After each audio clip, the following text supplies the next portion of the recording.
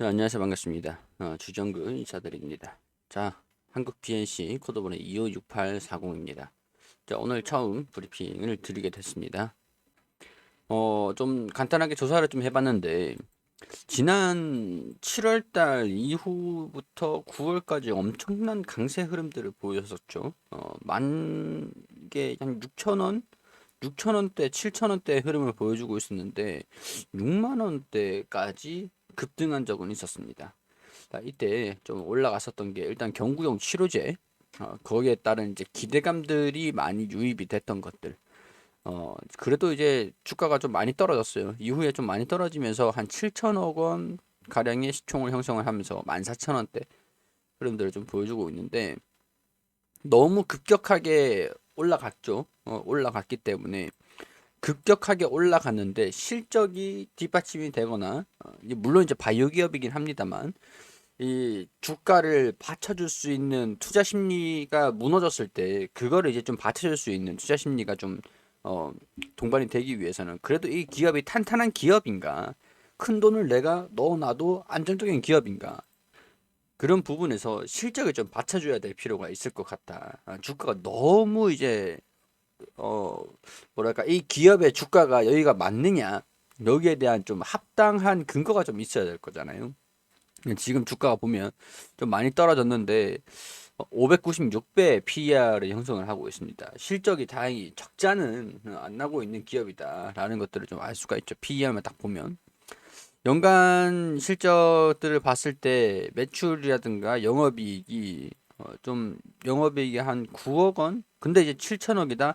그럼 다소 이제 바이오 기업의 바이오 약물 그 약품 파이프라인 그런 것들이 아니었으면은 다소 비싼 감이 있다. 없을 수는 없다. 라고 설명을 드릴 수가 있을 것 같아요. 중요한 것들은 이번 1분기, 2분기, 3분기 적자가 나고 있었다는 거죠.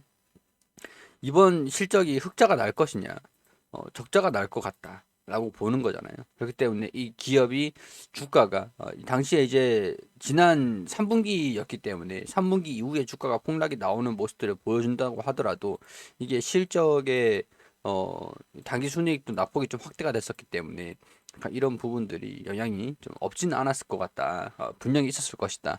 그런 생각들이 좀 듭니다. 근데 중요한 거는 이제 미래의 주가가 좀 어떻게 되느냐라는 것들이잖아요. 우리가 대응을 좀 어디서 잡느냐, 미래 전략을 좀 어떻게 짜가느냐, 그런 것들이 중요할 것 같은데 좀 알아보니까 일단은 결론이 난 건 없더라고요. 차익 실현 매물 이 정도면 제로 소멸 정도 뭐 주가 하락이거든요.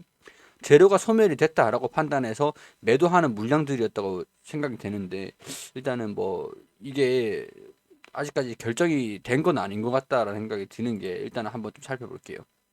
지난 9월 28일입니다. 이때 9월 28일이죠. 이때 뉴스들을 좀 살펴보니까 경구용 코로나 치료제로 개발사 한국 BNC가 52주 최고가를 경신했다. 그래서 키워드를 좀 골라내는 거죠. 안트로키노놀이라고 FDA의 긴급 사용 승인 신청이 임박했다는 소식이 전해졌다.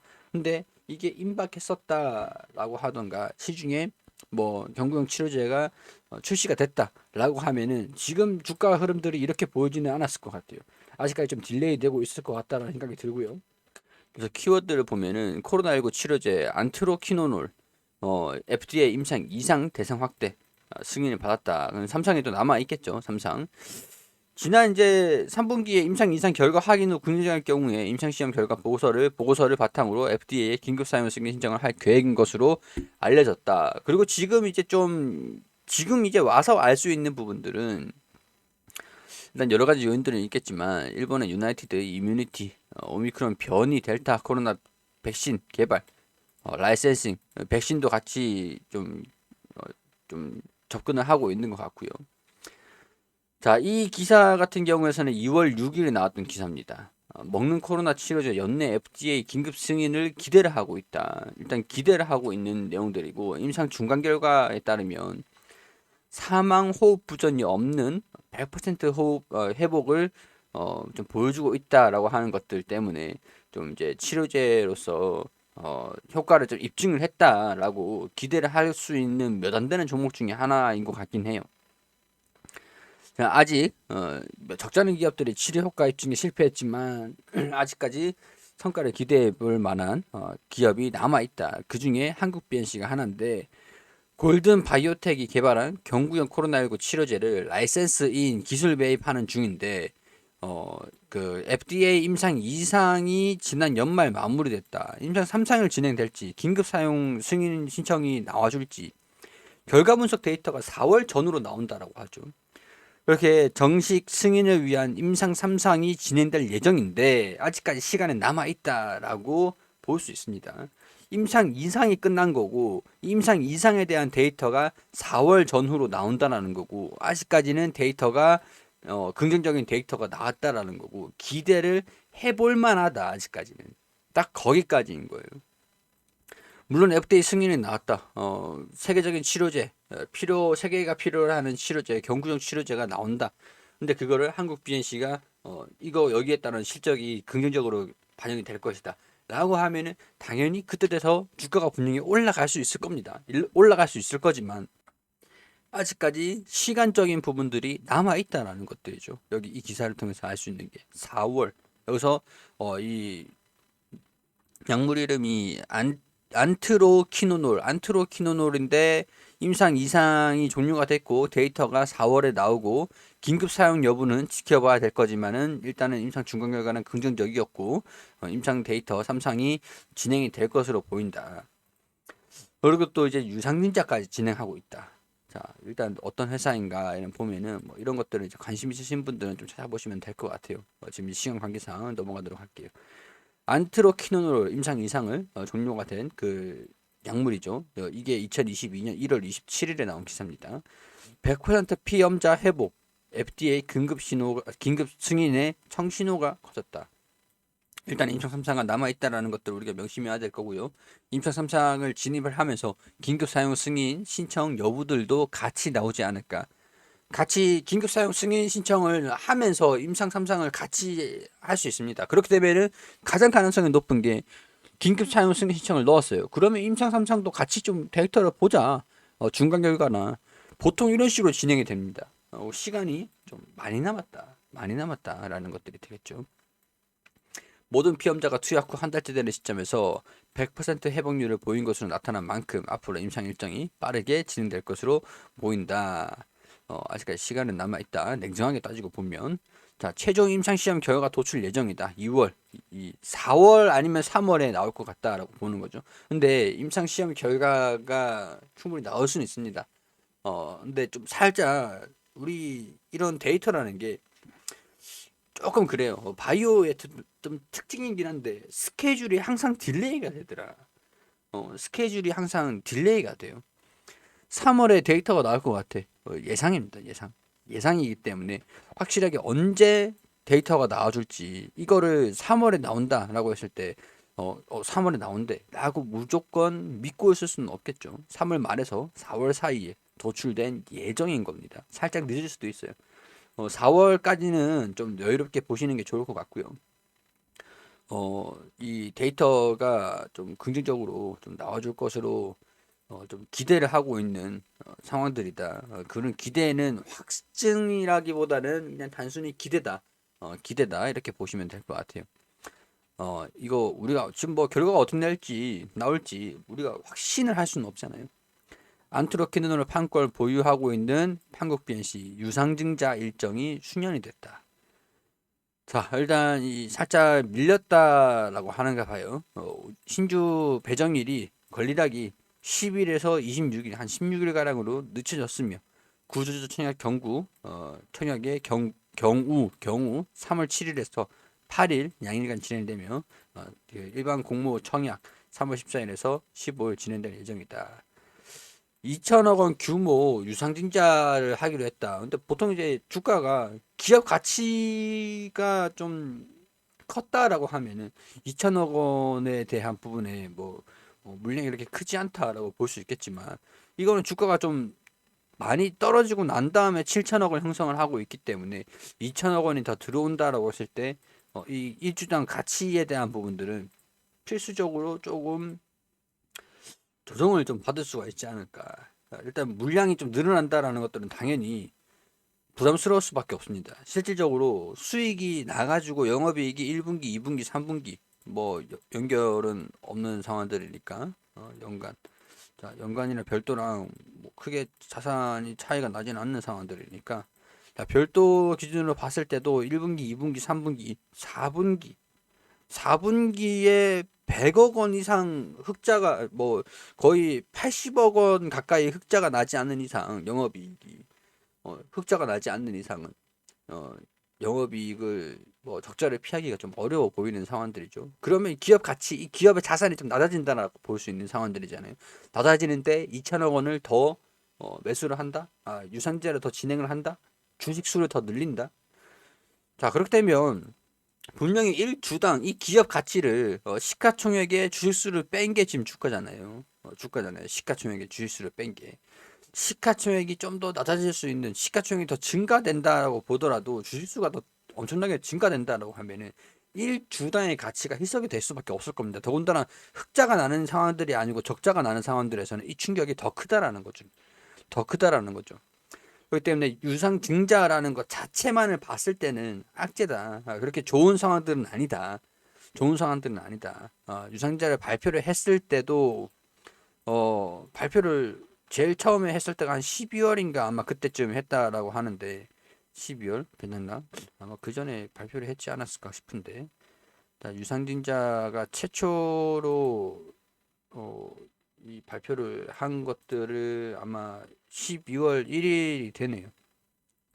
12월 1일에 최초로 발표를 했는데 약간 이것도 연관이 좀 없는 것 같진 않아요. 12월 1일에 유선인재 발표를 하고 나서 권리락이 발생이 됐고 권리락은 발생이 됐는데 지금 이제 기다리고 있는 것들은 2차 가격이 언제 나오느냐.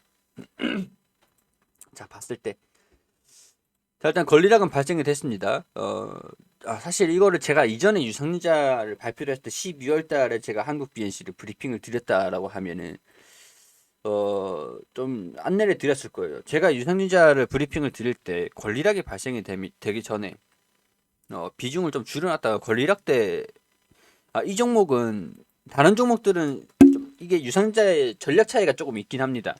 전략 차이가 조금 있는 게 일단 기업이 흑자인 상태냐 적자인 상태냐 그걸 좀 보셔야 되는데 흑자인 상태다. 흑자인 상태다라고 하면은 이 전에 비중을 그렇게 줄이진 않아요. 줄이는 거에 대해서 압박은 없습니다. 압박. 근데 적자인 상태이다라고 하면은 기준일 전에는 비중을 좀 줄여놨다가 이 현금을 가지고 기준일 전에 권리락 때 매수를 해서 기준일에 또 팔아버려요. 그래서 이거 현금 확보를 또 한 다음에 이거를 유상증자를 참여를 해서 평균 단가를 확 낮춰야 되는 그런 전략이 좀 맞는데 이건 뭐 지금 이제 브리핑을 드리는 거니까 이미 말씀드려도 소용없을 것 같고요. 뭐 그래요. 유상증자 권리락에 발생이 됐으니까 신주인수권이 배정이 되셨겠죠. 신주인수권 배정이 되셨는데 그럼 신주인수권 한장 거래 기간 6월 23일 딱 내일까지네요. 내일까지 신주인수권에 이걸 유상증자를 좀 참여를 할 것이냐. 물론 2차 가격이 낮아지긴 할 겁니다. 3월 2일에 가격이 확정이 될 거기 때문에 가격이 좀 지금 이제 뭐 시장도 너무 안 좋고 막 그런 상황들이다 보니까 가격이 좀 더 조정을 좀 받으면 2차 가격이 이거보다 훨씬 낮아질 수가 있을 거예요. 지금도 이미 1차 가격이랑 지금 주가랑 별 차이가 없어요. 14,950원인데 지금 14,550원이에요. 그러면 이 종목은 적자가 좀 나고 있고 상장을 한다라고 했을 때 이 물량이 그렇게 크진 않지만 많진 않지만 적자가 좀 나고 날 것으로 계속 적자가 아싸리 처음부터 적자가 계속 나고 있었던 상황들이 아니니까 흑자가 적자로 바뀌는 그런 상황들이니까 아무래도 이 확정 가격까지는 좀 떨어질 거다라고 보는 게 좀 합리적이지 않을까.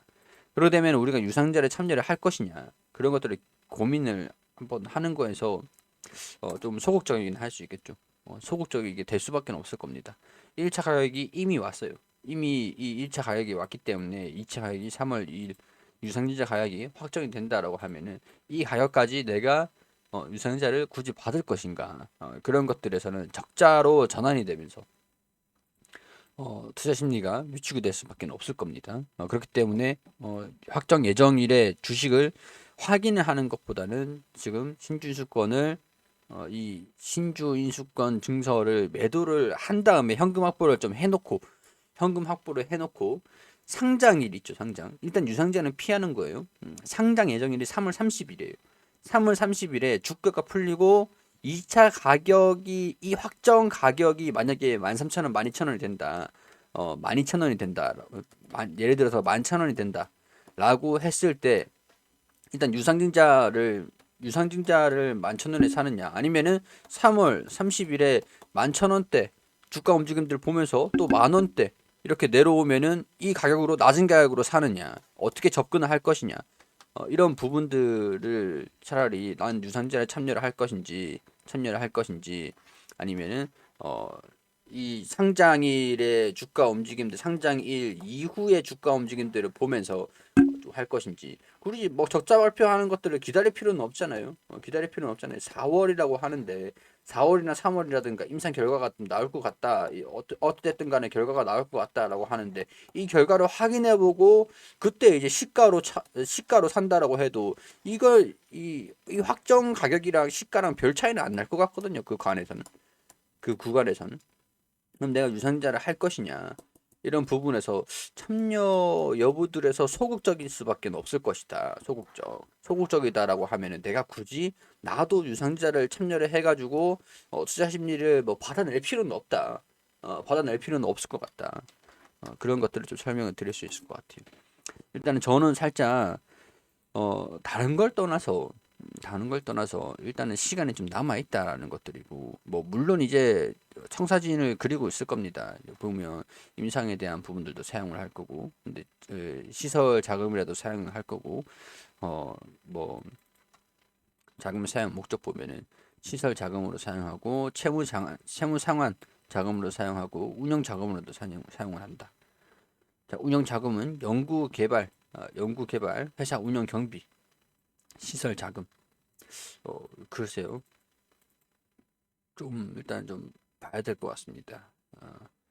여기에서 흑자가 물론 이렇게 시설 자금에 투자를 해서 흑자가 날 수는 있겠지만 이거를 어 제가 굳이 투자를 해가지고 이거를 흑자가 나는 것들을 기다린다?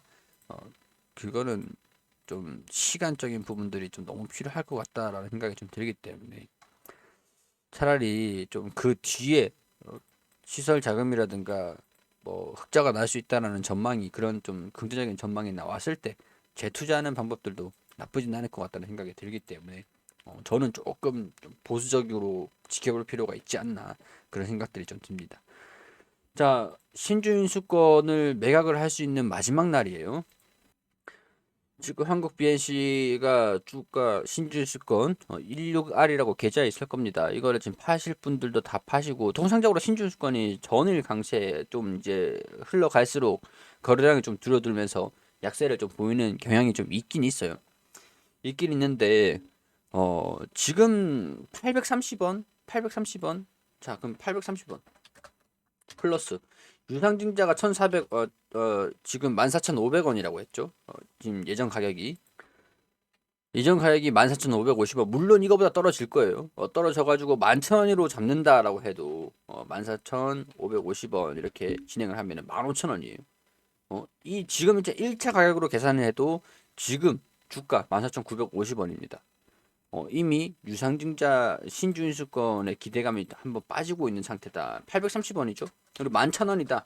라고 하면은 11,830원입니다. 자, 신주인수권 가격 플러스 유상증자 2차 확정 가격이죠. 이거 하면은 주가 굳이 내가 11,000원에 뭐 이렇게 참여를 할 필요가 있을까? 자, 이런 것들 참 우리가 좀 볼 필요가 있다라는 거 설명을 드리면서 마무리 할 수 있도록 할게요. 자, 기업이 좋고 나쁘고 뭐 그런 걸 떠나가지고 전략적인 부분들을 말씀을 드리는 거예요. 저는 지나갈 거 폭풍, 뭐 먹구름, 비, 뭐 그런 것들을 다 지나간 다음에 그때 이 기업을 다시 재투자를 해도 나쁘진 않을 것 같다. 그럼 지금 가지고 있는 분들은 어떻게 되냐? 신주주권을 매도를 하고 유상증자를 일단 건너뛴 다음에 그 현금 확보를 한 것들을 추후에 대응하는 데 활용을 하시는 게 뭐 지금 가지고 있는 거 다 정리하세요. 뭐 그렇게 말씀을 드리는 게 아니다라는 것들이죠. 물론 이런 것들은 제 개인적인 생각의 뿐입니다. 그렇기 때문에 투자 판단은 여러분들이 참고하셔가지고 봐주시라는 거 설명을 드릴 수 있도록 할게요. 도움이 되셨다면 구독과 좋아요 부탁드릴 수 있도록 할게요.